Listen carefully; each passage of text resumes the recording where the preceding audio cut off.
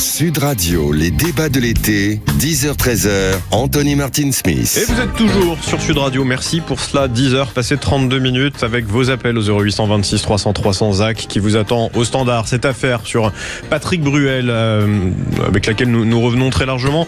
Nos débatteurs sont arrivés en plateau et on n'a pas terminé le débat d'avant, donc on va le finir tous ensemble les amis si ça vous va. William Tay, bonjour. Bonjour. Vous êtes président et fondateur du think tank gaulliste, les millénaires.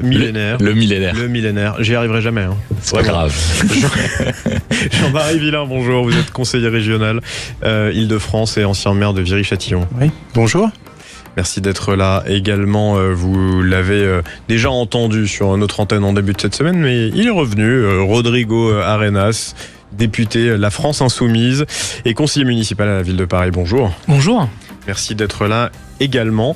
À distance, notre débat qui n'a pas terminé et que nous allons reprendre tout de suite. Bénédicte Martin, vous êtes écrivaine, journaliste et ambassadrice de l'association MeTooMedia. Et puis, avocat au barreau de Paris, pénaliste Mathieu Juglar, voilà, avec qui on avait une discussion déjà un peu animée. Albin Texera, toujours autour de cette place, journaliste chez Sud Radio. Juste avant qu'on ne s'interrompt, Bénédicte Martin, vous réagissiez justement en disant en quoi Patrick Bruel a un statut particulier qui lui confère le droit de bénéficier d'un allègement alors même que d'autres qui sont en préventive Exactement, ne l'ont pas. Parce que ces allègements, pour les sorties de territoire, sont pour des motifs impérieux comme des décès. Là, en l'occurrence, ce n'est pas un motif impérieux. Ce qu'on nous a argué en face, on a dit bref, un bref séjour à l'étranger. En général, ils prennent tout de même la décence, justement, lors de ces allègements, de dire s'il y a un décès ou s'il y a vraiment quelque chose de grave. Là, c'est peut-être pour le travail, c'est peut-être pour préparer sa tournée qu'il compte maintenir. Où là aussi, on est sur un problème. Hein. Justement, on comptait venir sur cette tournée, donc vous y venez, donc on va en parler tout de suite. Patrick Bruel a décidé de maintenir sa tournée des 35 ans de son album Alors Regarde, qui doit débuter début octobre. Vous, quand vous l'avez appris hier, que l'artiste se prépare à maintenir cette tournée, vous avez réagi comment ? C'est Voici qui s'apprête. C'est Voici, c'est des informations. Moi, je sais depuis un moment qu'il s'y prépare, notamment avec ses musiciens et tout ça. Il reste 43 jours en fait pour que la justice protège en l'occurrence les gens qui vont être amenés à travailler avec Patrick Bruel dans le droit du travail à l'article 41-21 qui ne prend pas en compte la présomption d'innocence mais en revanche qui s'applique pour la sécurité des gens, des employés, des bénévoles qui travaillent. Et là, on va se retrouver effectivement sur un problème parce que, évidemment, il y a des groupes féministes qui vont manifester. Il y a des gens qui sont, même sans être des groupes féministes, des gens qui sont outrés, qui sont scandalisés par le comportement de Patrick Bruel et par ses actes, qui vont manifester leur colère. Donc, on va tomber sur un trouble de l'ordre public. Et qu'est-ce qui va se passer dans ces cas-là ? C'est que c'est les assurances qui vont rembourser et non Bruel. Bruel s'entête à vouloir continuer à aller se faire applaudir alors qu'il devrait faire profil bas et préparer sa défense parce que franchement il y a du pain sur la planche avec 32 plaintes. Donc fêter ses 35 ans, là on est vraiment dans une quelqu'un qui n'a vraiment honte de rien et qui nous prouve qu'il est dans une impunité la plus totale, qu'il estime qu'il a encore à aller se faire applaudir. Si on tient le raisonnement de la présomption d'innocence, de quoi devrait avoir-il honte ? J'entends le point de vue défendu par les victimes et je dois utiliser le propos de présumé puisque tant qu'il n'y a pas de condamnation, il est présumé innocent. Et les victimes sont des victimes présumées. Et il conteste l'ensemble des faits, Patrick Bruel. Il conteste l'ensemble des faits. Donc, s'il est cohérent avec, mais si il est cohérent avec lui-même, il n'a pas, si vous voulez, à se retirer et avoir honte de quoi que ce soit. Ça, c'est sa défense. Alors, j'aimerais aussi poser une question. C'est que Patrick Bruel a-t-il encore besoin de travailler ? A-t-il encore besoin d'aller être applaudi ? doit-il faire un travail qui nécessite, je veux dire, une cohésion avec le public. Que ce soit un boucher qui continue à faire son travail, voilà. Je veux dire, là, c'est du superflu nécessaire. Là. Oui, je veux dire, là, c'est votre appréciation. En tout cas, il faut qu'on tâche d'être. Selon ses proches, juste, c'est important de préciser, selon ses proches, cette tournée serait aujourd'hui ce qui lui permet de tenir moralement. Ils décrivent un Patrick Bruel déterminé qui part en combat. Voilà, c'est ce que c'est. Voilà, il y a des psys pour ça. Parce qu'après, il y a aussi les assurances derrière qui vont devoir payer. Voilà, donc il y a aussi la Sécu qui peut rembourser un bon psy. Bien sûr. Bénédicte Martin, je voudrais faire réagir en plateau. Rodrigo, gratuitement pour les fréquenter assidûment. Mathieu Juglar, attendez, s'il vous plaît. Rodrigo Arenas, s'il vous plaît, député de la France Insoumise, qui est en plateau, je voudrais vous entendre.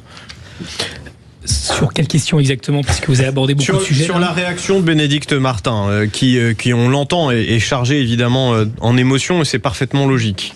Moi, je suis assez en phase avec ce que dit Madame. Je pense qu'il faut être curieusement constitué psychiquement. En sachant qu'il y a 35 plaintes, je prends acte aussi de l'omerta qui se fait autour de cette affaire, parce que quand vous avez les victimes qui portent plainte, et on sait qu'il faut avoir un grand courage pour le faire dans ces affaires-là. Il y a aussi toutes celles et ceux, et notamment je pense à ceux qui ont éteint cette affaire, qui n'ont rien dit.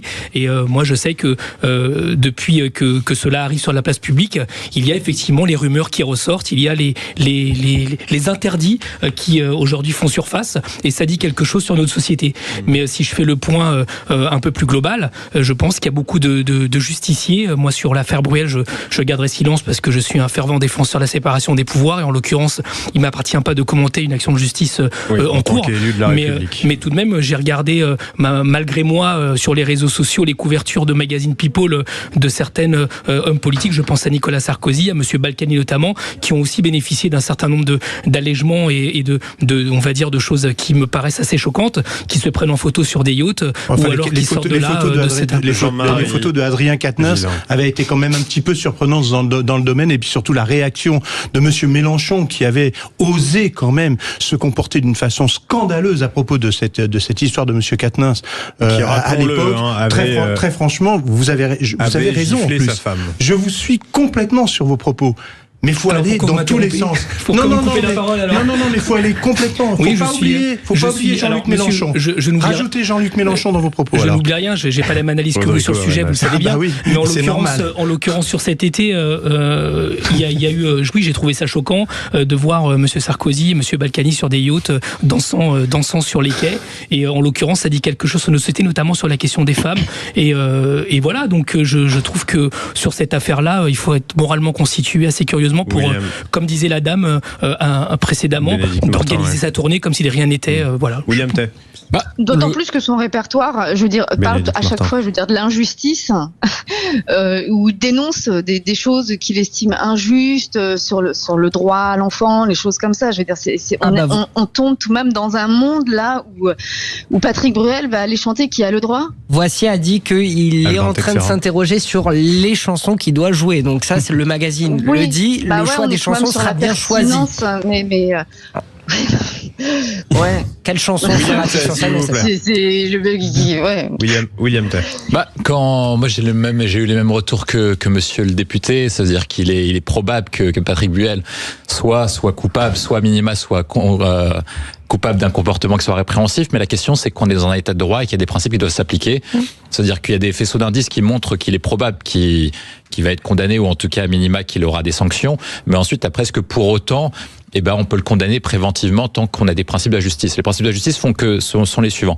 Le juge doit appliquer un principe de proportionnalité. Ça veut dire que tant qu'il est présumé innocent, il doit pouvoir continuer ses activités. Parce que il y a eu des cas parallèles aux États-Unis, notamment c'est le cas de Kevin Spacey, qui avait eu 30 ou 40 plaintes, et pour autant qui a été innocenté. Donc ça veut dire que si on condamne préventivement Patrick Bruel et qu'il est à la fin innocenté, il aura une perte de gain. Or ça, dans un principe d'un état de droit, et c'est important qu'on les fait, on a fait la Révolution française pour ça, pour pas être victime de l'arbitraire, c'est important de maintenir ces principes. Ensuite, après, la question c'est est-ce que il y a un risque ou pas, notamment dans le cas de Patrick Bruel, que dans le cadre d'une tournée, il reproduise les mêmes faits. C'est là où le juge doit voir s'il a le droit de pouvoir sortir comme il sort actuellement. C'est là où je pense qu'il y a une limite. Mais malgré tout, c'est quand même important de le rappeler. On est là pour défendre des principes.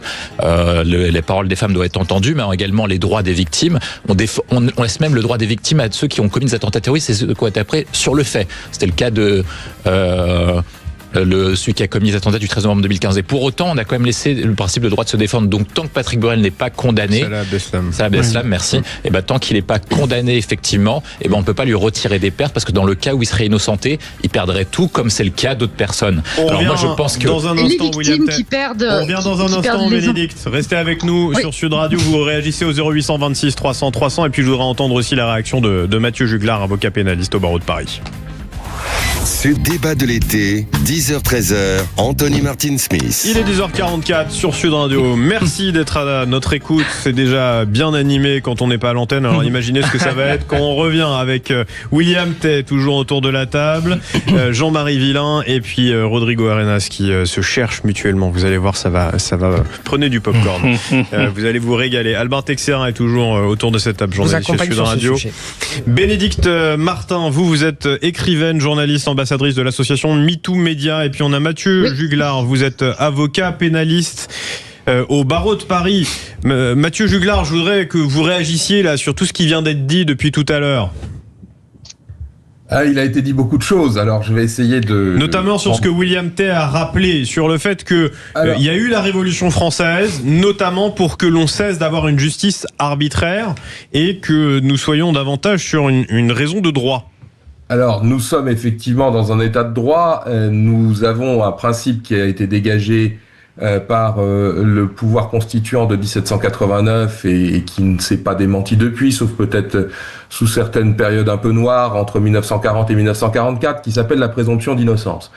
Aujourd'hui, tant qu'une juridiction n'a pas déclaré une personne coupable, celle-ci doit être présumée innocente. Il n'y a pas d'exception à ça. Nonobstant l'émotion que l'on peut ressentir, nonobstant l'émotion que toute victime éprouve légitimement. Et c'est d'ailleurs pour cela que le législateur prévoit que, pour l'instant, les parties civiles ne peuvent en aucun cas interjeter appel d'une ordonnance relative à la détention provisoire ou au contrôle judiciaire d'une personne. Alors maintenant, la question qui est posée souvent, c'est oui, mais c'est Patrick Bruel, on a l'impression d'une justice à deux vitesses. J'ai envie de vous dire, c'est malheureux, mais pourquoi est-ce qu'on ne met pas tout le monde au niveau de Patrick Bruel ? En réalité, la question peut-être pourrait se poser... Non, pourquoi on ne met pas Bruel au niveau de tout le monde ? Pardonnez-moi, madame, je pense que vous vous êtes assez largement exprimé. J'ai l'impression que, en réalité, ce que l'on attend, ce que les parties civiles attendent, et peut-être que madame, vous vous êtes constituée partie civile dans ce dossier, je n'en sais rien, ou peut-être que votre association entend le faire. Si c'est le cas, je ne suis pas le bon interlocuteur. La question qui se pose, évidemment, c'est mais pourquoi on ne met pas la détention, on ne met pas tout le monde en détention provisoire ? En fait, c'est abject. Je n'ai pas d'autre mot, c'est abject. Parce que, hélas, dans les prisons, il y a aussi des innocents. Et je peux vous dire que détruire une vie, c'est affreux. Je ne dis pas que je ne me prononce évidemment pas. Mais dans les deux sens, Mathieu Juglar, détruire une vie d'une victime présumée, c'est tout aussi reçu. Comment osez-vous employer le mot abject Je trouve que c'est abject, le fait justement de détruire une vie sur des simples plaintes, envoyer quelqu'un en détention. Je trouve ça terrifiant. Demande-nous à ce que la justice passe. Je vous le dis tout net, madame. Je trouve ça absolument terrifiant. C'est la dictature de la parole. Et c'est extrêmement dangereux.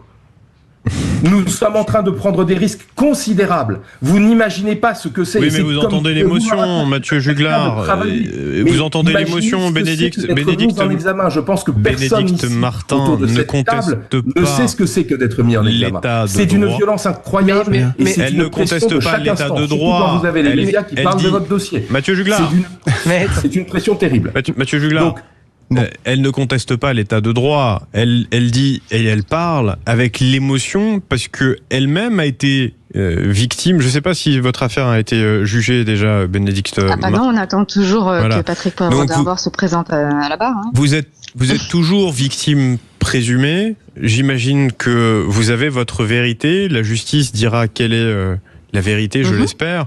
Mais vous parlez avec l'émotion qui est la vôtre, qui est de celle de toutes les victimes. Et d'un côté, on ne peut pas dire nous devons libérer la parole de la femme, et de l'autre, s'insurger dès lors qu'elles le font. C'est ça qu'elle cherche, je pense, sans vouloir trahir vos propos et les travestir, Bénédicte Martin, mais c'est ça qu'elle essaye de dire, Mathieu Juglar. Alors, attention, je suis tout à fait d'accord qu'il faut libérer la parole.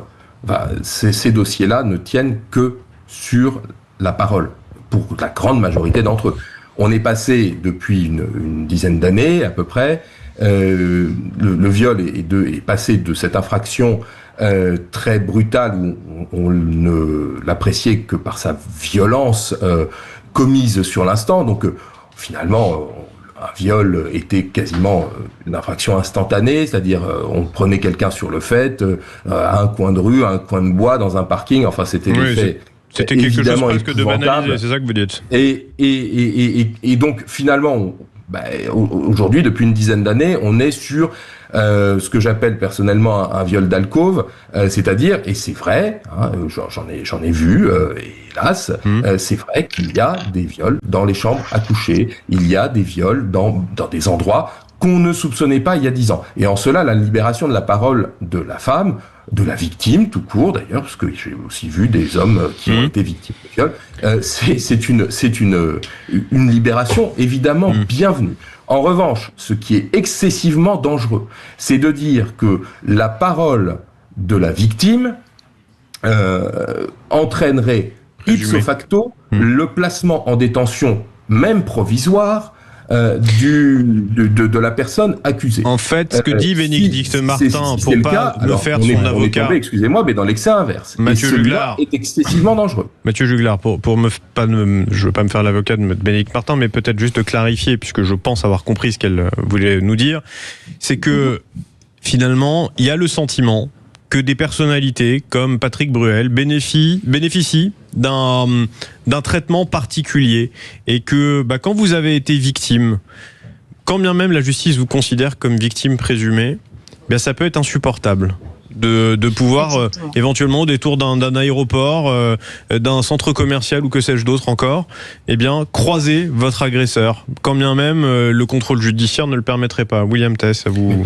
Oui, mais moi c'est insupportable pour toute victime. Déjà moi je trouve que cette affirmation est pas vraie, parce qu'en fait le juge des libertés va juger sur le fait que les personnalités bénéficient d'une justice d'exception. Pour moi, c'est pas vrai. Tout simplement parce que lorsque vous êtes une personnalité connue, que vous avez une plainte contre vous, le tribunal médiatique et l'opinion publique considèrent que vous êtes coupable. Donc c'est faux. C'est-à-dire que à partir du moment où vous avez une affaire qui est connue, vous êtes connu.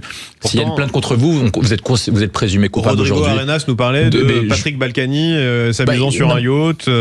Nicolas Sarkozy en vacances avec mais avant même qu'ils soient jugés, ils étaient présumés coupables par l'ensemble de l'opinion publique, ou en tout cas par une grande partie des journalistes. Donc je pense que c'est pas vrai. Le deuxième point. Mais a posteriori, attendez. Je vais terminer et après je vous laisserai répondre. Le deuxième point qu'on a, c'est que le juge apprécie sur la question de la perte du gain. Or, Patrick Bruel, moi je pense, menant une carrière de chanteur, est obligé de se déplacer. La question qui est posée, et là où je pense que c'est là où on a une limite, c'est est-ce qu'il a le droit de se déplacer à l'étranger avec le risque d'éventualité qu'un jour il se soustrait à la justice au regard de sa situation personnelle. Et visiblement, il aurait déposé beaucoup d'argent en caution. Jean-Marie. Pour moi, le risque est posé ici, c'est-à-dire que le juge doit faire la part des choses entre eux. Est-ce qu'on doit empêcher Patrick Bruel de poursuivre sa carrière dans le cas où il serait jamais condamné et donc il aurait une perte à vie? C'était le cas de Johnny Depp, c'était le cas de Kevin Spacey. Et dans le cas où il risquerait une fuite, et dans ce cas-là, lorsque vous voulez éviter la prison, je pense que c'est pas une question d'argent. Jean-Marie Villain, après Bénédicte Martin. Je pense qu'au-delà du droit et de tout ce qui vient d'être dit, je pense qu'il y a aussi une dimension morale que lui-même... Vous êtes d'accord avec moi finalement? Non, mais là-dessus, oui. Mais je vous l'ai dit. Je pense qu'il y a une vraie dimension morale. Et que...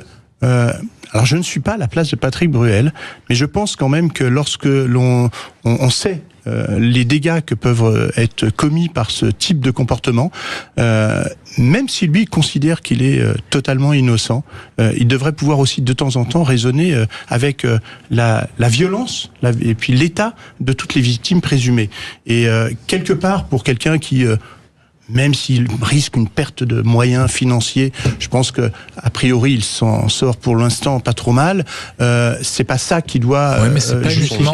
Non. C'est pas un argument. C'est pas un argument, mais en attendant, le côté moral, je pense qu'il devrait avoir cette réflexion aussi, lui, de se dire attention, je me dois d'être responsable vis-à-vis de ces personnes qui sont très certainement dans une situation très compliquée. C'est pour cette raison que je vous disais tout à l'heure qu'il faut être curieusement constitué pour être dans le déni de tout ce dont nous abordons là.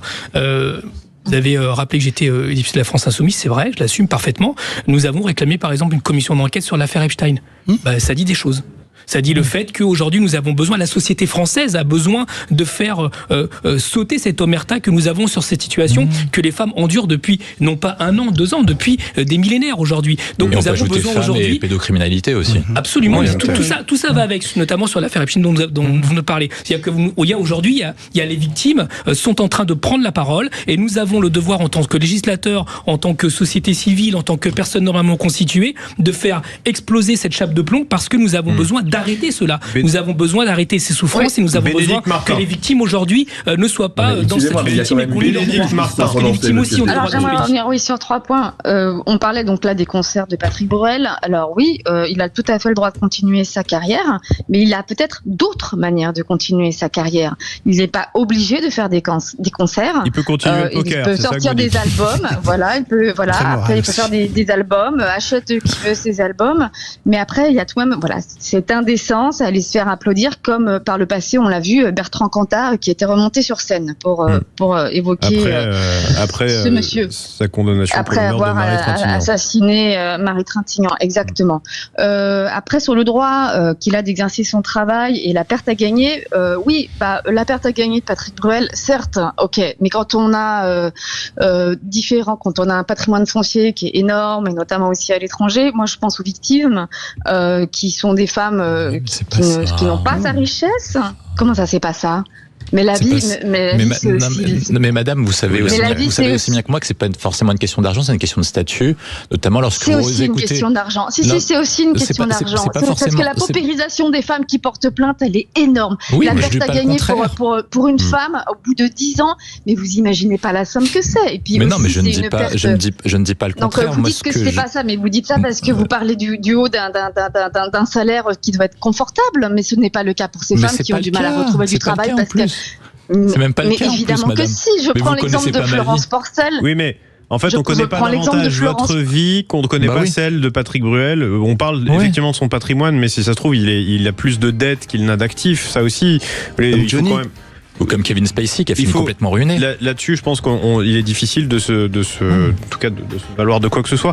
Mais en tout cas, ce que vous dites, Bénédicte Martin, moi, si je le comprends, c'est qu'évidemment, l'image, le symbole, ça choque, surtout quand vous êtes une femme, que vous avez été réellement victime de viol, d'agression sexuelle, de harcèlement sexuel, et que la justice met du temps à se prononcer sur votre affaire, parce que certains, comme dans votre cas, ne se présentent pas à la barre. En tout cas, merci beaucoup, Bénédicte Martin. Votre combat pour toutes les femmes est naturellement juste. Vous libérez la parole des femmes, et ça, c'est important. Quand bien même il puisse y avoir de faux témoignages, quand bien même les autres sont tout aussi vrais, ça ne doit pas perdre le sens profond du combat que vous menez. Merci infiniment. Vous êtes encore là ? Merci à vous.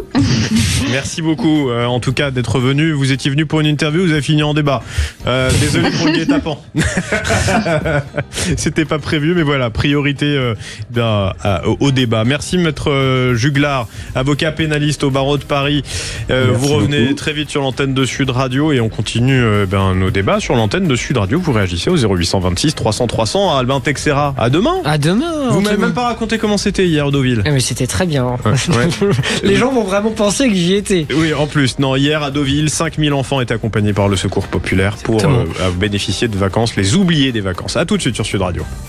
Sud Radio, les débats de l'été, 10h-13h, Anthony Martin-Smith. De retour sur l'antenne de Sud Radio avec vous, mes amis, auditrices, auditeurs de Sud Radio. Appelez-nous 0826 300 300. Ce que vous entendez depuis tout à l'heure, j'imagine, vous fait réagir. Vous avez probablement votre avis à donner sur l'affaire Patrick Bruel dans un instant avec nos débatteurs en plateau, que ce soit William Tay, qui est président fondateur du think tank gaulliste, le millénaire, exprès. Jean-Marie Villain, vous êtes conseiller régional Île-de-France, ancien maire de Viry-Châtillon, et puis vous, Rodrigo Arenas, député La France Insoumise et conseiller municipal à la ville de Paris. On va aborder la question de la France qui emprunte désormais plus cher que la Grèce et l'Italie. Entre Marine Le Pen qui veut nettoyer les écuries d'Augias, Jean-Luc Mélenchon, Rodrigo, qui lui voudrait qu'on foute, je cite, au feu la part de la dette détenue par la Banque de France. Comment on fait pour bien rétablir la confiance des marchés dans la signature de la France? Vaste question. Si là aussi vous avez un avis, vous nous appelez au 0826 300 300. Mais avant ça, notre rendez-vous désormais à un peu plus de 11h avec vous, Antoine Dizy. Ces grands discours de l'histoire qui aujourd'hui ont encore une résonance dans notre époque contemporaine avec cette chronique que nous lançons depuis cette semaine. Vous ne pourrez plus dire qu'on ne vous l'avait pas dit. Exactement, nous sommes en 1974. Le prix de l'essence inquiète, l'inflation pèse sur les Français, le chômage menace. À l'Élysée, Valéry Giscard d'Estaing doit répondre à une France qui doute de son avenir. Plus de 50 ans ont passé, les visages ont changé, les gouvernements aussi, mais certains mots, eux, semblent étrangement familiers. Inflation, emploi, carburant, pouvoir d'achat. Écoutez Valéry Giscard d'Estaing. Par moments, on pourrait presque croire qu'il parle de la France d'aujourd'hui. Nous traversons une période de difficultés. Nous subissons encore une très forte inflation, entraînant une forte hausse des prix. Et tandis que cette inflation persiste, voici qu'apparaît une sérieuse menace sur l'emploi. Les difficultés françaises font partie d'un problème mondial, dû à l'augmentation massive des prix de l'énergie et notamment du pétrole, qui ont quadruplé en un an. L'inflation monétaire a entraîné une hausse accélérée des prix avec ces injustices que vous subissez, avec ses conséquences particulières pour certaines catégories, notamment les épargnants et les agriculteurs. Et nous voilà en 2026, plus d'un demi-siècle après, les mêmes inquiétudes continuent de revenir dans le débat public, comme si certaines crises traversaient les générations sans jamais vraiment disparaître. Et il y a une autre constante, plus dure encore, ceux qui encaissent. Car déjà, il y a plus de 50 ans, quand les prix s'envolaient et que les charges pesaient toujours plus lourd, c'était nos agriculteurs qui ont payé le prix fort. Merci Antoine Dizy. J'adore cette chronique puisque vraiment je replonge dans le passé. J'étais pas encore né à cette époque, mais cette voix William Tay, je vous ai vu frémir. Ah bah oui, moi je trouve que c'est le dernier grand président, et puis en plus c'était une époque où on pouvait expliquer les choses calmement et même de manière assez compliquée. C'est vrai, ce calme dont vous parlez. Mais même, regardez les mots qu'il emploie, oui. Et les termes économiques sont assez techniques. Pourtant, hein. Et pourtant, la plupart des Français arrivent à suivre. Jean-Marie Villain. Oui, c'est des mots qui étaient particulièrement durs, et effectivement, il avait cette capacité, et peut-être qu'il était bien entouré aussi, pour justement essayer d'expliquer la situation, et puis la dire franchement. On a un petit peu oublié ça. Moi, j'adore vraiment cette chronique depuis qu'on l'a lancée, parce que vraiment, ça nous fait prendre un peu de hauteur, Rodrigo Arenas. C'est pas vraiment votre tasse de thé, j'imagine. Giscard d'Estaing. J'étais pas en France encore, quoi, à cette époque-là. C'est vrai que vous n'êtes pas. Je suis né au Chili, mais je connais assez l'histoire de ce pays pour reconnaître deux, trois choses. D'abord, sur ce qu'il dit, deux choses. D'abord, effectivement, de prendre en compte que la France est inscrite dans un système monde, et qu'en l'occurrence, elle doit s'inscrire dans le concert des nations pour affronter tous les sujets auxquels elle est confrontée, qu'ils soient géopolitiques, économiques, sociétaux, etc. D'ailleurs, d'un point de vue sociétal, c'est une période très charnière dans notre pays, jusqu'en 80 notamment, où des choix de société ont été faits. On n'a pas subi la technique. D'un autre côté, il y a un aspect un peu, mais peut-être que vous me contredirez l'un et l'autre, de se mettre un peu comme si on était victime un peu du monde et victime de chocs exogènes. Je pense que la France est un acteur majeur, notamment à cette époque-là, et que beaucoup des situations que vivait la France, en l'occurrence dans les années 70, début 80, eh bien, sont aussi liées à son rôle dans le monde et aussi les choix qu'elle a fait à cette époque-là. Je ne veux pas faire l'écologiste de base ici, mais dans les années 70, la question des hydrocarbures s'est posée de plein fouet et les choix énergétiques se sont joués aussi à cette époque-là. Donc nous sommes aussi héritiers de l'époque que Monsieur Giscard d'Estaing, président de la République, était en train d'évoquer et nous sommes aussi au devant de choix à faire qui sont aussi importants que ceux qui ont été faits dans les années 70. On va du côté des réseaux sociaux avec vous, Alexandre Saint-Etienne. Qu'est-ce qu'il se dit ? Écoutez, sur le contrôle judiciaire allégé pour Patrick Bruel, vous êtes très nombreux à réagir. 85% d'entre vous estiment qu'il s'agit d'un passe-droit, contre seulement 15% qui pensent qu'il s'agit d'un simple respect de la procédure, avec notamment Faribol qui nous dit « Les 15%, des groupies certainement, auraient répondu autrement si le présumé coupable avait été un kidam anonyme ». Et nous avons également Charles qui nous dit « Et tous ces juges prétendent rendre la justice, honte à eux ». Merci beaucoup Alexandre Saint-Etienne. Vous continuez à nous écrire sur Facebook, sur X, sur Instagram, même sur TikTok et puis en commentaire sur le live YouTube de Sud Radio. À tout à l'heure Alexandre. Merci d'être toujours à l'écoute de Sud Radio. Vous nous appelez au 0826 300 300. On a déjà Thierry. Bonjour Thierry. Oui, merci de me recevoir. Effectivement, alors sur le sujet de Patrick Bruel, on est bien d'accord, c'est bien celui-ci que vous souhaitiez avoir. Non, on va passer à la dette, mais on reviendra sur Patrick Bruel à partir de midi, si vous voulez revenir. C'est la dette envers les victimes que monsieur Bruel. La dette oui, Rodrigo Hadas. Oui. Allez-y Thierry. Alors moi, c'est en fait, je trouve pas bien mes mots là-dessus, mais je pense que vous allez pouvoir m'aider. On est obligé d'emprunter sur les marchés extérieurs avec un emprunt qui nous coûte de l'argent. Un taux un taux de plus de 4%. On emprunte plus cher que la Grèce qui est à 3,73, je crois. Non, 46. C'est l'Italie qui emprunte à 3,73%. Nous, on est à 4,05%. Alors bon, ce sont des chiffres. Mais voilà, Pour quelle raison ? Parce que nos notations. D'emprunter à la Banque de France, par exemple. Non, on n'a pas le droit. Non, on n'a pas le droit. Mais nos notations d'agences qui nous évaluent, qui évaluent le budget de l'État, font que nos notations sont dégradées parce que nous n'arrivons pas à transformer notre modèle économique, on n'arrive pas à résorber notre dette et du coup, forcément, les marchés ne nous font plus confiance. C'est un peu comme quand vous allez voir une banque et que vous avez mal travaillé sur une année. Forcément, la banque, elle vous dit ok, je veux bien vous prêter, mais vous êtes un client à risque, donc je vais vous prêter, mais vous en payez plus cher.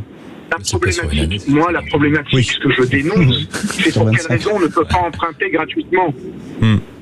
Peut-être Rodrigo Aranas, vous qui êtes élu de la République, pourquoi ne peut-on pas emprunter gratuitement, demande Thierry ? Parce que depuis Thomas d'Aquin, dans ce pays, on fait payer pour le temps. Donc simplement, quand vous prêtez de l'argent, vous gagnez de l'argent sur le temps sur lequel vous prêtez de l'argent.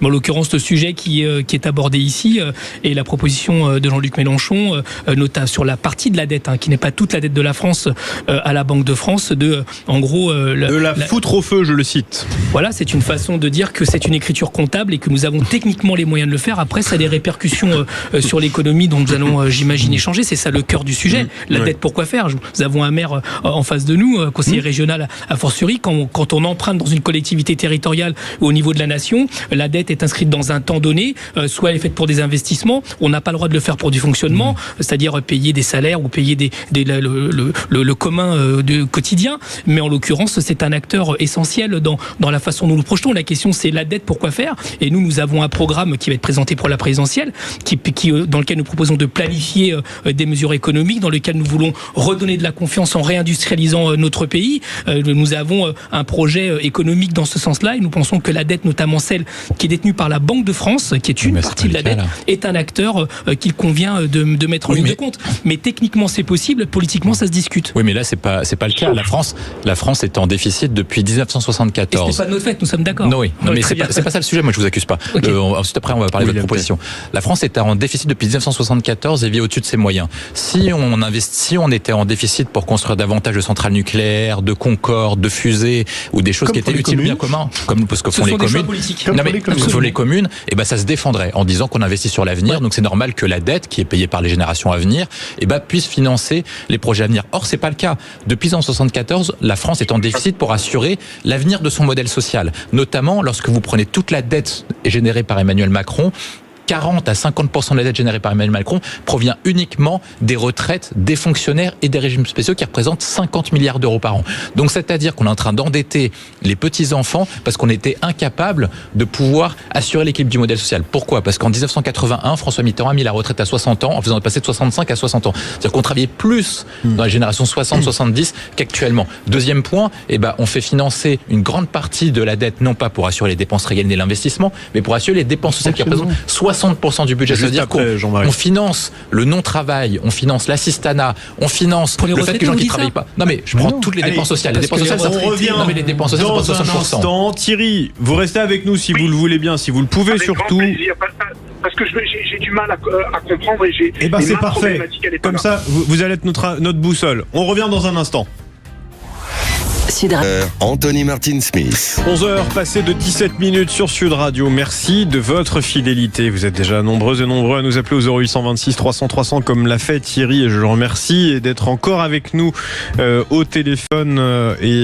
Thierry, on parlait juste avant de ce taux d'emprunt qui est quand même supérieur à 4%, avec lequel emprunte la France sur les marchés.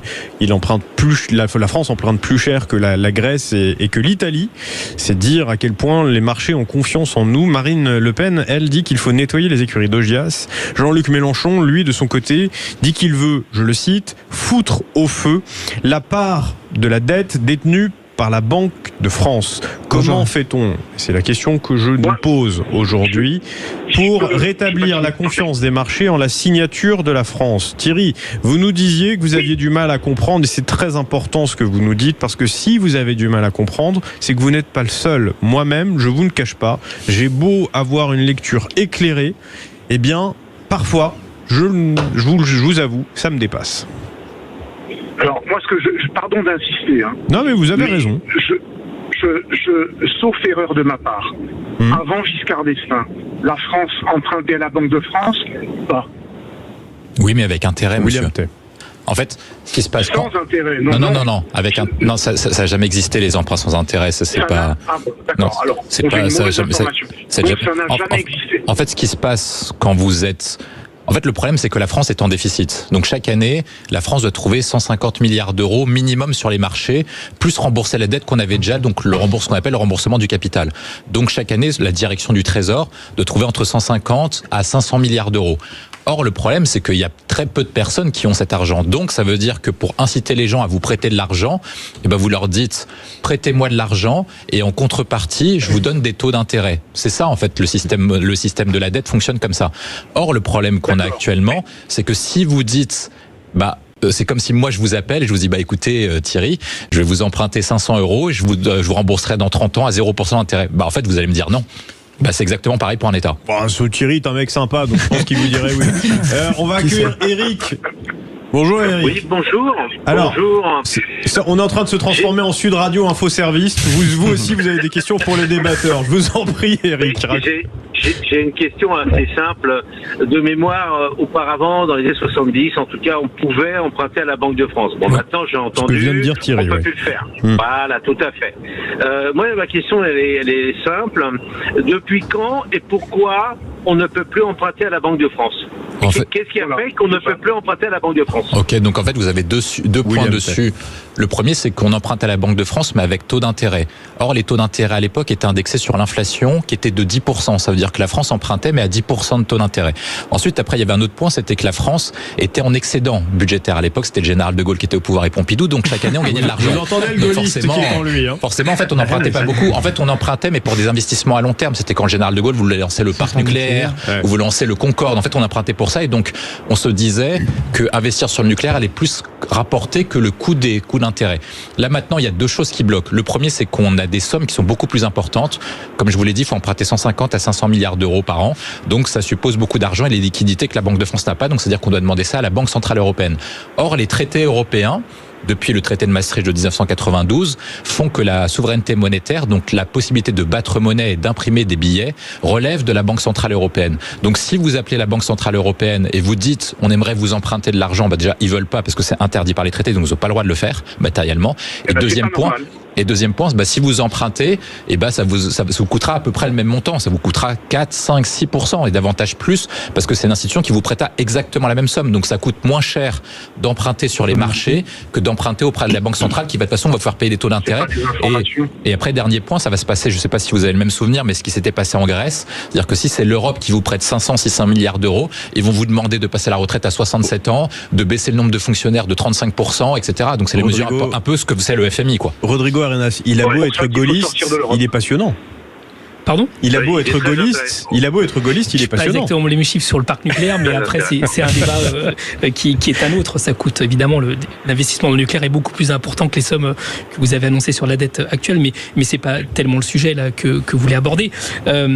En fait, Jean-Luc Mélenchon disait déjà en 2020 en gros, il veut transformer en titre une dette perpétuelle sans intérêt. C'est-à-dire c'est de l'argent qui nous appartient, auquel nous appartenons à la Banque de France. Et là, à aucun moment, il ne s'agit de ne pas rembourser la dette qui est détenue par les investisseurs privés. Celle-là, elle sera honorée. Donc, il faut aussi rassurer les Françaises et les Français là-dessus. Maintenant, c'est pas pour botter en touche, mais je vous invite vraiment à lire un livre d'Éric Coquelin, qui est président de la Commission Finance, qui s'appelle Lâchez-nous la dette. Tout est dedans, techniquement, sur le fond, etc. Et ce que je trouve intéressant dans ce que vous dites, si je peux me le permettre, c'est que vous abordez le général de Gaulle, qui du coup proposait un choix de société. Vous parlez à William Tell. La dette, aujourd'hui, n'est utile que si elle finance des investissements. Et encore une fois, c'est ce que nous proposons.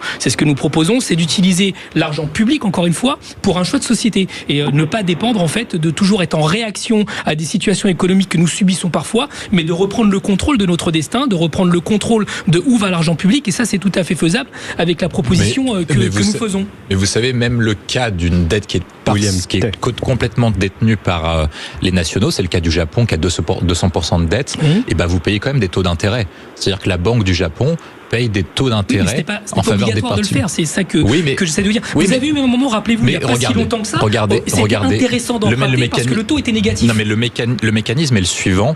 Ça veut dire que les taux d'intérêt sont pas indexés sur quelque chose complètement bidon, ils sont indexés sur le taux d'inflation. Ça veut dire que ça dépend du moment. Parfois, vous avez des taux d'inflation qui sont presque négatifs, parfois ils sont très très élevés. Voilà. Donc, c'est-à-dire que actuellement, si par cas vous demandez à la Banque de France, admettons, c'est-à-dire que vous quittez la zone euro, on accepte 33% de baisse du pouvoir d'achat minimum la première année, on accepte plein de coûts.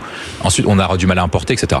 Mais c'est-à-dire que vous faites ça, vous empruntez de l'argent à taux zéro. Ça veut dire que vous demandez à la Banque de France d'imprimer des billets, des francs euros. Allez, on va appeler ça comme ça. Mais ça a déjà existé, c'est dans l'histoire de France, vous le savez. Oui, je sais, mais je vais y arriver. Quand vous demandez à la Banque de France d'imprimer de l'argent, vous créez de l'inflation.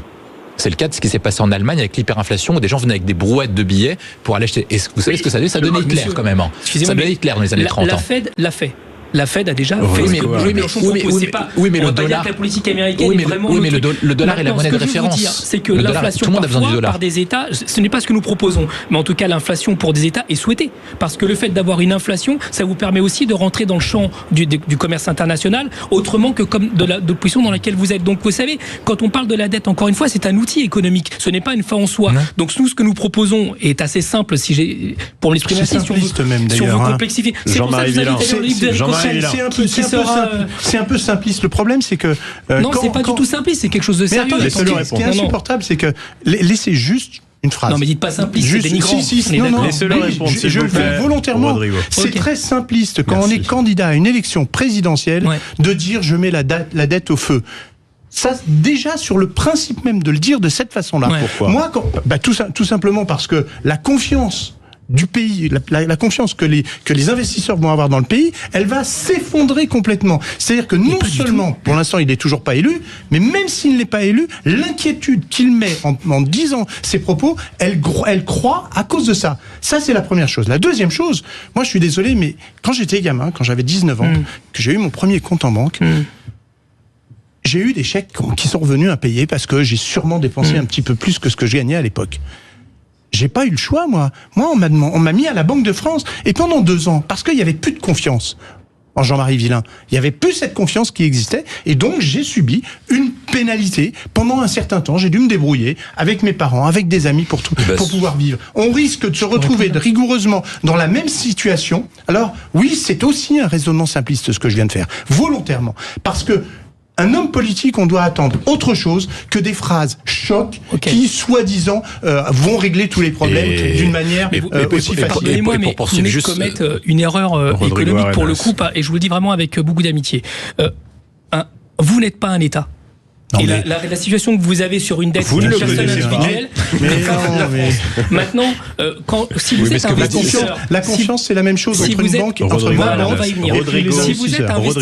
Si vous êtes investisseur, parmi les pays les plus endettés du monde, il y a des entreprises notamment qui investissent. Pourquoi ? Parce qu'elles savent où elles mettent leur argent. Quand moi je vous dis par exemple qu'il faut un choc massif d'investissement pour mettre les écoles, les lycées et les collèges à l'heure de la canicule, à l'heure du réchauffement et du changement climatique, et ben évidemment que le BTP va se dire là va y avoir un État qui va soutenir ces investissements et donc je vais mettre mon argent, je vais l'investir. Et c'est pas la question de la dette qui crée la confiance, c'est le fait qu'un État s'engage résolument dans une voie pour pouvoir investir de l'argent. Et c'est le chemin que nous proposons. Et en attendant, s'il vous plaît.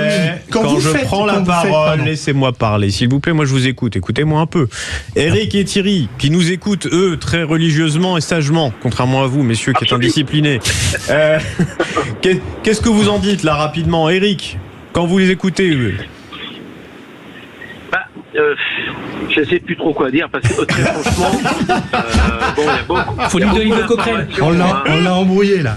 Désolé. Un petit peu. Bon, moi, ce que je trouve regrettable, c'est que, effectivement, la Banque de France, elle pourrait peut-être nous faire un prix, on va dire ça comme ça. Après tout, pas d'argent, comme monsieur, vous l'avez signalé. Non, mais bon, il faut voir les choses. Bon, finalement, j'ai l'impression dans ce que j'entends, qu'en fait, je vais pas être polémiste, mais les problèmes d'endettement et de contraintes, c'est lié à l'Europe. Thierry. Voilà. En tout cas, ça a l'air d'être un barrage important. Thierry, dites-nous vous êtes d'accord avec Eric ? Je suis d'accord. Moi, je suis un fervent défenseur de sortir de cette Europe qui nous emprisonne. On devait vivre mieux. Finalement, on vit beaucoup plus mal. Bon. Et j'en ai plus qu'assez. Et je pense que la majorité des Français, maintenant, veulent vraiment sortir de cette Europe. Plus de souveraineté, en tout cas. C'est ça que vous réclamez. Merci beaucoup tous les deux, Thierry, Eric, je vous embrasse très fort. On va avoir Olivier qui nous appelle au 0826 300 300. Vous continuez de réagir. À tout de suite. Sud Radio. Parlons vrai. 10h-13h, Anthony Martin Smith. Le temps d'aller chercher un café. Nous revoilà sur Sud Radio. Installez-vous confortablement parce que notre débat continue. Prenez du popcorn. Rodrigo Arenas est là, député La France Insoumise. Il est en forme avec Jean-Marie Villain, conseiller régional Île-de-France, ancien maire de Viry-Châtillon. Lui aussi est en forme. Et puis un autre expert, visiblement gaulliste, William Tay, président fondateur. Attention, je l'ai révisé. Le millénaire, du think tank Le Millénaire. Et puis on a au 0826 300 300 vos appels et on a Olivier qui nous appelle. Bonjour Olivier. Oui, bonjour à tous. Alors je crois qu'on s'est déjà eu Olivier. Vous êtes de Melun si je crois me souvenir de vous. Bravo, bonne mémoire, oui. Alors dites-nous Olivier. Alors, je souscris à beaucoup de choses qui ont été dites là, mais je pense qu'elles sont plus autant d'actualité que précédemment pour une seule raison. C'est que tant qu'on pouvait cramer du pétrole, du gaz, parce qu'on en avait, qu'il n'était pas cher, tant qu'on pouvait polluer la planète, qu'on n'avait pas cette notion, 1, de limite planétaire, 2, de pollution, et ben une dette qu'on rembourse pas sur plusieurs années parce qu'on a créé tellement de richesses par ailleurs, parce que la croissance est constante depuis 25 ou 30 ans, c'est une chose, j'ai fini par être convaincu. Celui qui m'a convaincu le plus, c'est Gaël Giraud, c'est pas Éric Coquerel, mais voilà, ce sont des économistes qui me heurtaient en disant... Vous ne voyez pas, mais Rodrigo Arenas pleure. Pas du tout. C'est possible. Mais moi, je suis à peu près persuadé que ce qui était vrai entre les années 80 et 2000, alors on va dire 2000 jusqu'à la chute des tours du World Trade Center, n'est plus vrai maintenant.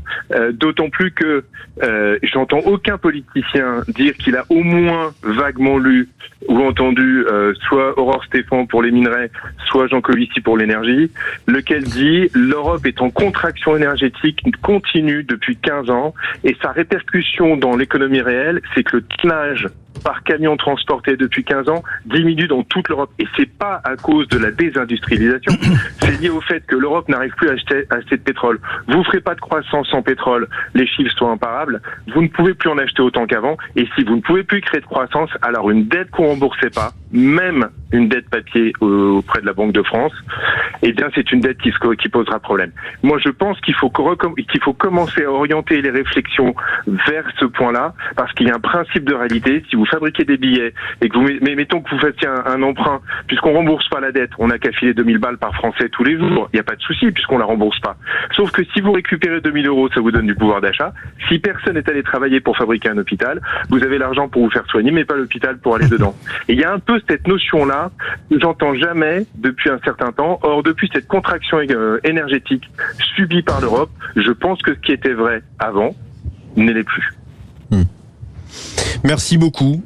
Olivier, je rappelle, vous êtes de Melun, je vous embrasse, vous nous rappelez, vous voyez, je me rappelle de vous, je me rappelle de tous nos auditrices et auditeurs qui nous appellent au 0826 300 300. Il y a Zach d'ailleurs qui vous attend encore, notamment pour la radio libre de midi.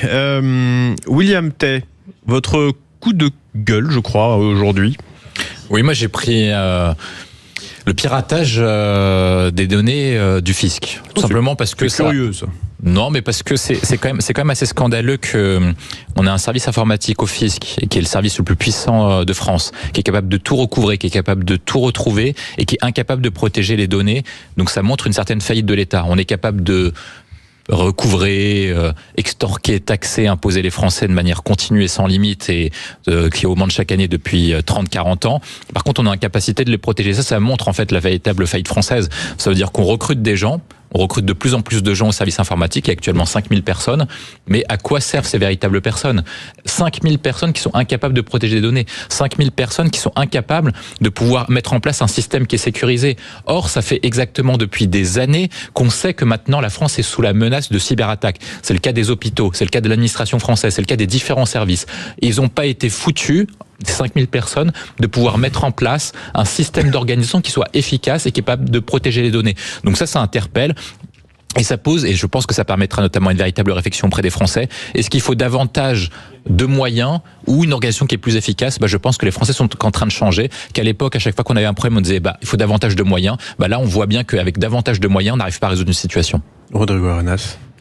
Je suis d'accord avec ce qui vient d'être dit. Il y a aujourd'hui un problème de sécurité nationale qui pose des problèmes de sécurité individuelle. J'ai dit sur une autre antenne, j'ai des amis qui font du tir à la carabine sportif, non pas des chasseurs, c'est un autre sujet, qui aujourd'hui se font cambrioler parce que simplement leurs données ont fuité, parce que c'est un des fichiers qui notamment a été hacké il y a pas si longtemps que ça. Donc ça pose un vrai sujet, ça demande un investissement sur le long terme, ça demande une vraie réflexion et d'arrêter de courir après les évolutions technologiques, et c'est encore une fois un choix de société. Est-ce qu'on veut aujourd'hui que les questions fiscales soient dotées d'un outil de cet ordre-là ? Est-ce qu'on veut de la surveillance collective ? Est-ce qu'on veut finalement, quelle place on veut donner au digital, quelle place on veut donner au numérique ? Je pense que c'est un sujet qui s'invitera dans les présidentielles de façon centrale. Il y a une question de liberté individuelle et liberté collective, et que ça nécessite d'avoir une vision.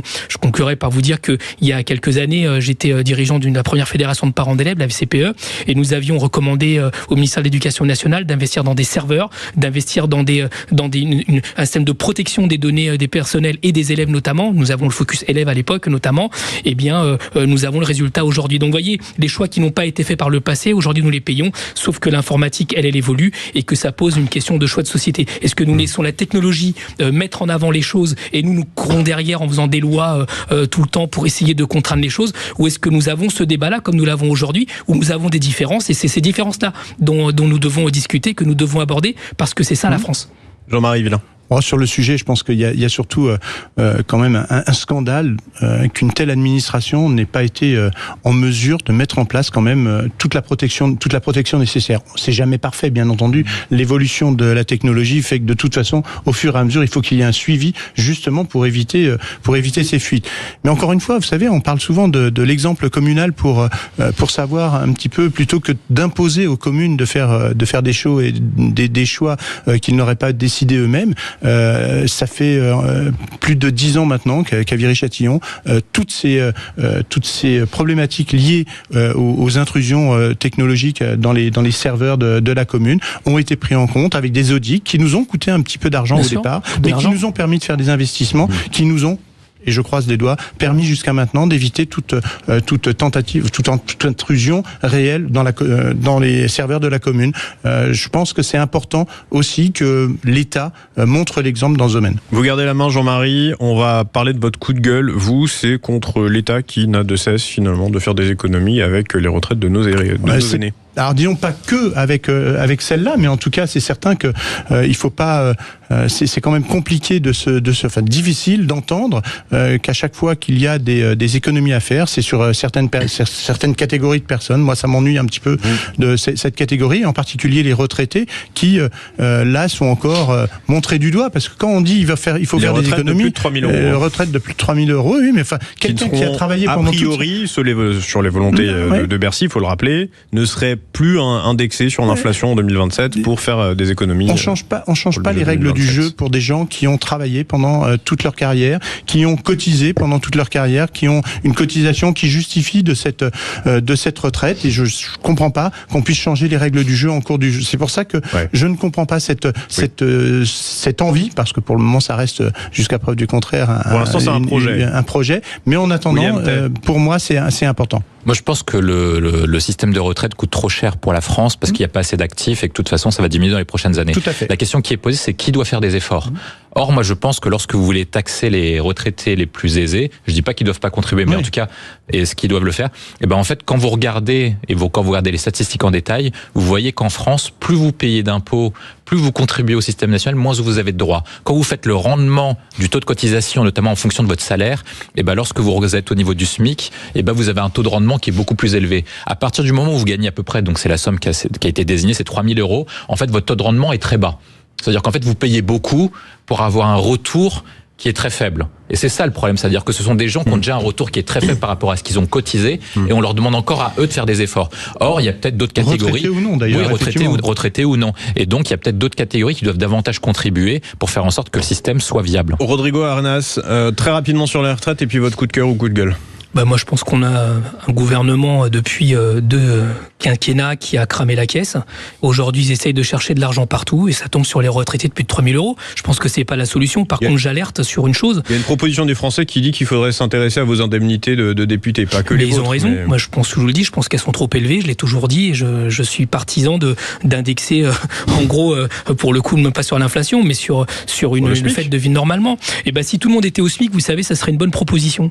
Voilà, je le pense très sincèrement. Économiquement, c'est notamment viable et ça permet dans un projet collectif plus intéressant parce que ça veut dire que personne le SMIC vous permet pas de vivre à Paris, en l'occurrence. Vous savez, tout le monde vit pas à Paris. Du coup, les choses s'ajustent. Vous voyez, c'est ça si vous croyez au marché, à cette fable-là d'Adam Smith, de la main invisible du marché, eh bien, écoutez, ça permettra de s'ajuster autrement. La question, c'est que ce qui aujourd'hui déstructure profondément la société française, c'est l'héritage. Il y a des enfants qui sont nés sans avoir rien fait et qui bénéficient de façon éhontée de la façon de l'héritage de leurs parents et qui influent économiquement dans ce pays de façon... Ils ont travaillé quand même. Là, on est en train de se dire, on va les spolier, les parents et spolier les familles. C'est quand même scandaleux. Si les parents ont bénéficié de cela, c'est qu'ils ont été aidés aussi. Je parle des enfants. Je parle des enfants. Vous parlez des enfants.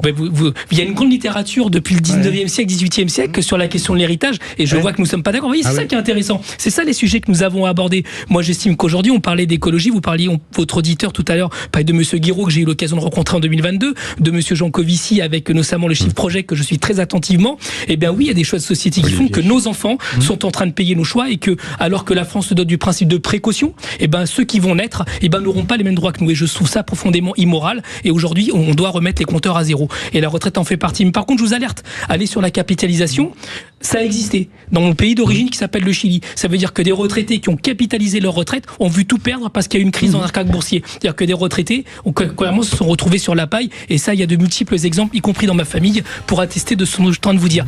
Méfiez-vous de la capitalisation, même si elle existe en France en partie. Sur l'héritage, je suis absolument pas d'accord quand même. Mais c'est bien, vous avez le droit, je suis de gauche, c'est bien. Vous voyez, il y a des clivages dans ce pays qui existent. Ça n'a aucun rapport avec ça. Rodrigo Arena, si on n'aura pas de coup de cœur ni coup de gueule, tant pis pour vous. Pourtant, c'était positif de nettoyer les océans avec un saumon robotique. Voilà, et ben voilà, vous nous avez teasé le truc. Voilà. Peut-être dans un instant, je vous laisserai deux secondes pour nous détailler cela. On va revenir sur la candidature possible, imminente de Raphaël Glucksmann à la présidence de la République. Il annoncerait ce dimanche. Est-ce que Léa Salamé, sa compagne, doit se retirer de toutes ses fonctions journalistiques? C'est la question qu'on se pose, qu'on vous pose aussi au 0826 300 300. Vous continuez de nous appeler. Zach commence à avoir très chaud à l'oreille à force de vos appels, mais c'est très bien. Ça lui fait du bien. À tout de suite sur Sud Radio. Sud Radio, les débats de l'été, 10h-13h, Anthony Martin Smith. De retour avec vous sur l'antenne de Sud Radio. Et puis vous nous appelez au 0826 300 300, notamment pour la radio libre à partir de midi 15. On aura aussi le service après-vente de la vie quotidienne. Vous le savez, c'est le nouveau rendez-vous qu'on vous donne pour essayer de répondre à des questions concrètes que vous vous posez. Tout à l'heure, on parlera de ces contrats d'assurance pour bien se protéger des catastrophes, qu'elles soient naturelles ou non. Qu'est-ce que vous devez souscrire sur vos contrats? Vaste question, on en parlera avec notre invité. Ils sont toujours autour de la table. William Tay, Jean-Marie Villain, Rodrigo Arenas. Rodrigo, je vous laisse 10 secondes pour nous parler de votre saumon. C'est un robot qui a été inventé, qui a commencé dans les fleuves et qui va bientôt arriver dans les océans, qui permet de récupérer notamment les microplastiques dans les eaux. Alors c'est pas une solution en soi parce que je suis pas technosolutionniste, mais c'est un début qui permet justement de prendre soin de la santé des gens. Mais j'insiste sur le fait qu'il va falloir profondément réfléchir à changer nos modes de vie, parce que s'il y a des microplastiques, c'est parce que nos façons de consommer et de concevoir notre place dans la planète se fait au mépris des océans et des eaux. Nous avons besoin de l'eau dans l'avenir. Vous êtes bien un homme politique, hein. Vous avez fait 29 secondes, alors je vous en ai laissé 10, mais tout va bien.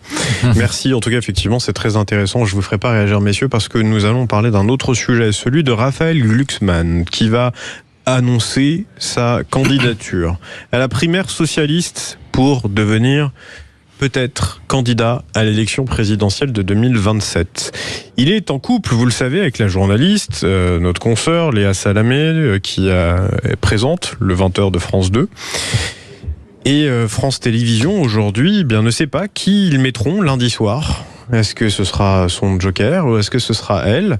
Est-ce qu'elle doit même se défaire de ses engagements journalistiques pour protéger la déontologie de notre métier et puis aussi ne pas desservir la campagne de son conjoint? Jean-Marie Villain.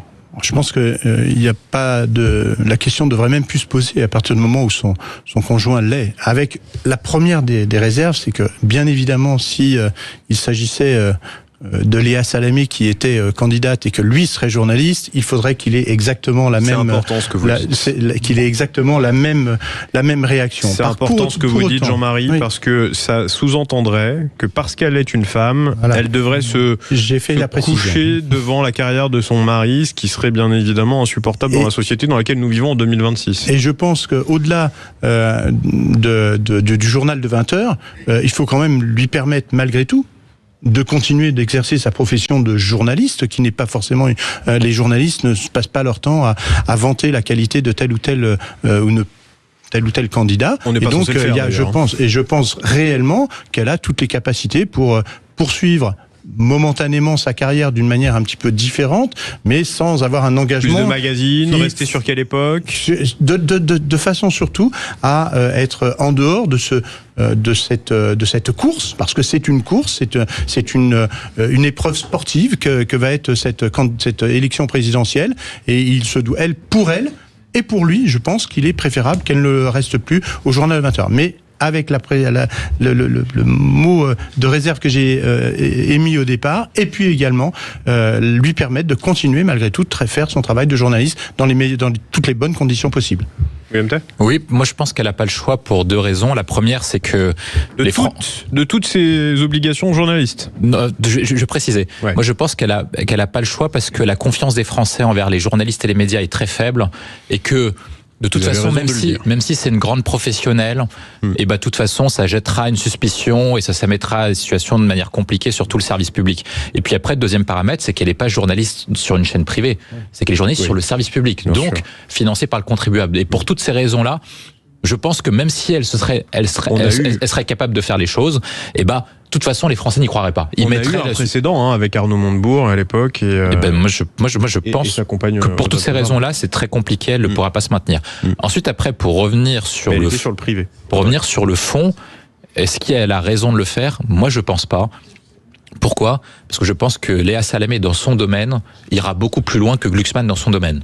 Voilà, c'est tout simplement pour ça. Parce que nous, on a fait, nous, on est spécialistes des élections. On fait des modèles mathématiques comme ce que font aux États-Unis 538, etc. Dans votre think tank? Dans notre think tank, et on s'est trompé qu'une seule fois en élection, c'était en 2020 pour la présidentielle américaine. Sinon, on s'est jamais trompé dans tous les pays. Et moi, je pense qu'il a quasiment aucune chance de passer devant Mélenchon. Voilà. Ah oui. Il n'a aucune chance. C'est intéressant aussi que vous rappeliez que la confiance envers les médias, envers les journalistes, on a une profession qui est très mal apprécié, très mal considéré. C'est pas pour pleurer dans les chaumières, c'est un fait. C'est-à-dire que aujourd'hui, il y a une telle connivence parfois entre les politiques et les médias que les Françaises et les Français perdent confiance en nous autres journalistes, alors que puis vraisemblablement, même si elle voudrait revenir et qu'il arrête sa candidature, elle ne pourrait plus jamais revenir aux 20 heures de sa vie. Donc ça va être très compliqué pour elle, je pense. Rodrigo Arenas. On a déjà des précédents qui illustrent le propos qui vient d'être émis, c'est-à-dire que des journalistes de premier plan... de citer Valérie Trierweiler aussi, avec François Hollande, qui est... Et Anne Sinclair. Ou Christine Ockrent, Anne Sinclair, d'autres. Ça s'est toujours passé dans ce sens-là. Moi, j'ai pas d'avis à donner sur le choix privé que font le couple Léa Salamé, Raphaël Glucksmann. En revanche, je suis assez en phase avec ce qui s'est dit par vos deux invités. Léa Salamé est une journaliste de premier plan, quoi qu'on en pense, quoi qu'on en dise. Raphaël Glucksmann est candidat à la candidature. D'après les informations que vous donnez que je n'avais pas, il est député européen, et je me rends compte que dans ce pays, c'est souvent les femmes qui s'effacent, entre guillemets, ou qui font le sacrifice, entre guillemets, de leur carrière vis-à-vis de leur conjoint. Ça dit des choses sur notre société, et voilà, je m'arrêterai là parce que je pense qu'on a un petit devoir de réserve aussi pour ce qui me concerne. On parle d'une présidentielle, nous avons un candidat, c'est Jean-Luc Mélenchon. Vous l'avez dit, je pense aussi, d'après les évaluations que nous faisons aussi en interne, que nous serons devant Raphaël Glucksmann ou quel que soit le candidat, et que nous disons depuis un certain nombre de temps, le deuxième tour sera Marine Le Pen contre Jean-Luc Mélenchon. C'est ce que nous pensons, c'est ce que nous disons, et qu'il y aura un choix de société à faire. Donc encore une fois, par rapport au débat précédent, ce qui est important, c'est quelle France nous voulons, et à ce titre-là, chacun aura à se positionner sur ce plan-là. Suivez-moi, Rodrigo, on va aller à Bergerac avec Marie-Claire qui nous appelle au 0826 300 300. Bonjour Marie-Claire. Bonjour, vous m'entendez? Oui, on vous entend. Puis moi, je vais pas cumuler. Okay. Allez-y, Marie-Claire. En fait, moi, je vais pas du tout prendre le parti de vos intervenants. Moi, je pense que Léa Salamé, comme c'est une excellente journaliste, doit rester. Mais par contre, déjà lui demander son avis à elle, ce qu'elle le compte faire, et puis qu'elle explique aux Français son choix. Parce qu'en fait, dans ce pays, on manque de communication directe, cash. Si elle dit « je reste », de toute façon, il n'est pas sûr d'être élu, il se présente, mais ça ne peut pas dire ça qu'il va William Tay semble dire que de toute façon, c'est mort pour lui. Non, c'est mort. Bon, alors, si c'est mort pour lui, pourquoi elle se retire? Je sais pas. Marie-Claire, moi, je propose, de prendre votre idée, que Léa Salamé aille devant les caméras et dise aux Français, bon, puisque de toute façon, d'après William Tay, c'est foutu pour lui, je reste. Non, bien sûr que non. Non, mais je veux dire, on est sûr de rien. Bon, mais qui on va mettre à sa place? Marteau, Jean-Baptiste Marteau, je crois. Son joker, oui, Jean-Baptiste Marteau, effectivement.